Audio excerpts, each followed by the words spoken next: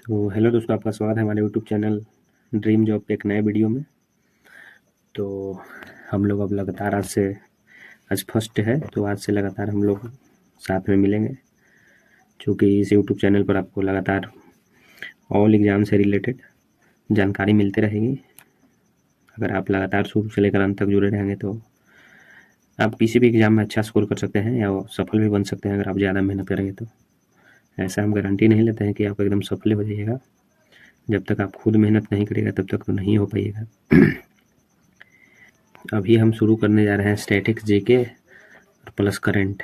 तो इसका है 4 से 5 नंबर स्टैटिक्स जीके पूछता है और 18 से 20 नंबर करंट अफेयर्स।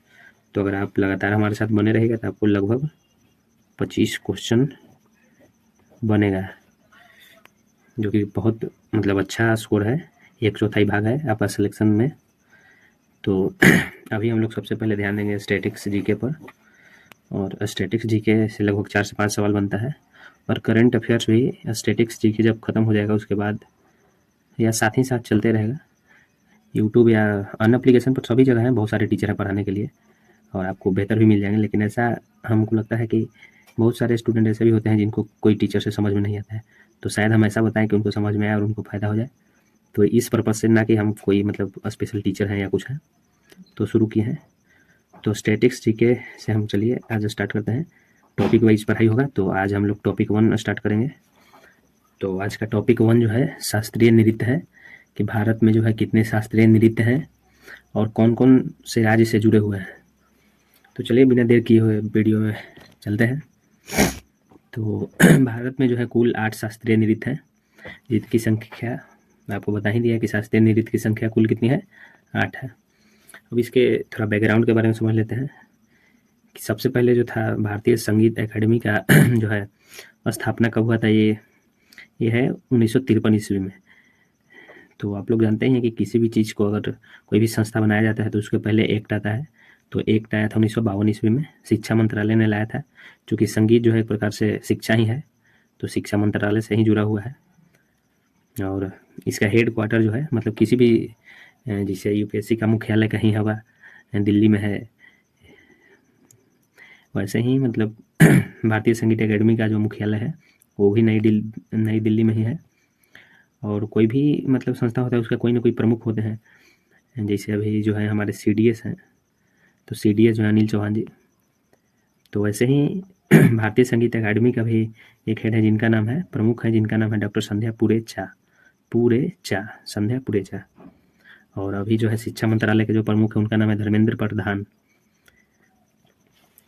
तो चलिए अभी हम जो है शुरू करते हैं पहला से। तो पहला शास्त्रीय नृत्य जो है, सबसे पुराना शास्त्रीय नृत्य भरतनाट्यम है। कौन है? भरतनाट्यम सबसे पुराना है, इससे पुराना कोई नहीं है, क्योंकि सबसे पहले भारत में यही प्रचलित था भरतनाट्यम। इसकी उत्पत्ति या खोज बोले या जो सबसे पहले शुरू किए थे उनका नाम था भरत मुनि। तो इससे अगर देखा जाए तो भरत मुनि के नाम पर ही भरत नाट्यम, नाट्यम मतलब नृत्य ही होता है। तो भरत मुनि ने इसको सबसे पहले प्रस्तुत किया था। और भरतनाट्यम का जो है पुराना नाम भी है, कोई भी चीज़ का पुराना नाम होता है। जैसे इलाहाबाद का प्रयागराज कर दिया गया है, तो पहले तो उसका मतलब इलाहाबाद से ही जानते थे, पुराना नाम हो गया। उसी प्रकार से इसका पुराना नाम जो है सादिर या देसियट्यम बोलते हैं। ये सब काफ़ी इंपॉर्टेंट है। अगर कहीं भरतनाट्यम ना देकर सादिर दे दे तो आप समझिएगा कि भरतनाट्यम के बारे में ही बात हो रही है। और जिस तरह से हम लोग 4 वेद के बारे में जानते हैं, जैसे ऋग्वेद, सामवेद, अथर्ववेद और यजुर्वेद, उसी तरह से एक और वेद है जो 5वां वेद है नाट्यशास्त्र, जिसे भरत मुनि ने ही लिखा है। तो ये भी एक काफ़ी इंपॉर्टेंट क्वेश्चन बनता है कि 5वां वेद कौन है या इसको कौन लिखे हैं। तो इसका सही आंसर हो जाएगा भरत मुनि। और कोई भी नृत्य जो हम बताए थे कि कोई ना कोई स्टेट से जुड़ा होता है, तो भरतनाट्यम जो है तमिलनाडु से जुड़ा हुआ है। तो चलिए टॉपिक में आगे बढ़ते हैं। तो सबसे नया जो है, जो अभी मतलब भारत का सबसे नया शास्त्रीय नृत्य शास्त्रीय, जिसका नाम है, यह असम का शास्त्रीय नृत्य है, मतलब यह असम स्टेट से जुड़ा हुआ है। और जिस तरह से भरतनाट्यम को सबसे पहले कौन शुरू किए थे? भरत मुनि ने शुरू किया था। उसी प्रकार से शास्त्रीय नामक जो नृत्य है उसको शंकरदेव ने शुरू किया। और यह इम्पोर्टेंट है, 15वीं शताब्दी में इसको जोड़ा गया भारत का शास्त्रीय नृत्य में। यह भी क्वेश्चन पूछता है कि शंकरदेव जो है, जो शास्त्रीय नृत्य की खोज करता है, वो कौन से संप्रदाय से जुड़े हुए थे? तो इसका सही आंसर हो जाएगा वैष्णव संप्रदाय। शंकरदेव जो थे वैष्णव संप्रदाय से जुड़े हुए थे। तो ये मतलब इम्पोर्टेंट है। शास्त्रीय जो है सबसे नया है और भरतनाट्यम जो है सबसे पुराना है। ये काफ़ी याद रखने लायक है। और ये हो गया दूसरा आपका। अब तीसरा देखते हैं कथक। तो कथक जो है उत्तर प्रदेश का शास्त्रीय नृत्य है। बहुत लोग सोचता है कि कथक जो है साउथ का नाम है, तो वो कर्नाटका का होगा या केरल का, लेकिन नहीं। अगर आपका कॉन्सेप्ट क्लियर रहेगा तो सही मार पाइएगा आंसर, या नहीं तो अंदाजे मारिएगा तो फिर आपका नंबर चला जाएगा। तो इसलिए मतलब थोड़ा ध्यान देकर पढ़ना चाहिए। तो कथक जो है उत्तर प्रदेश का शास्त्रीय नृत्य है और इनके प्रमुख कलाकार जो मतलब इनको प्रस्तुत करते हैं, इसका खोजकर्ता नहीं है ये, मतलब इसके प्रमुख कलाकार है। मतलब इसमें वो महारत हासिल किए हुए हैं कथक जो है शास्त्रीय नृत्य। तो सबसे पहला नाम आता है पंडित बिरजू महाराज। मतलब जो इम्पोर्टेंट नाम है, नाम तो ऐसे बहुत हैं लेकिन मतलब ये लोग इम्पोर्टेंट हैं। पंडित बिरजू महाराज हैं जो कथक प्रस्तुत करते हैं। फिर लच्छू जी महाराज, लच्छू जी महाराज, और फिर सितारा देवी। मतलब ये 3 नाम काफ़ी इंपॉर्टेंट है एग्जाम की दृष्टि से। और एक और चीज़ कि सितारा देवी जो है वाराणसी घराने से है। ये भी काफ़ी बार पूछा गया है या पूछा जा सकता है मतलब। तो वाराणसी घराना से सितारा देवी जो है। और एक क्वेश्चन और बनता है कि ठुमरी की रानी जो है किनको कहते हैं? तो ठुमरी की रानी जो है गिरजा देवी को कहते हैं।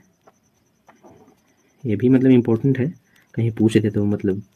तो चलिए तीसरा हो गया कथक। पहला था भरतनाट्यम, दूसरा था शास्त्रीय, तीसरा हुआ कथक। अब चौथा जो है मोहिनीअट्टम और पांचवा है कथकली। ये दोनों जो है एक ही राज्य से जुड़ा हुआ है, केरल।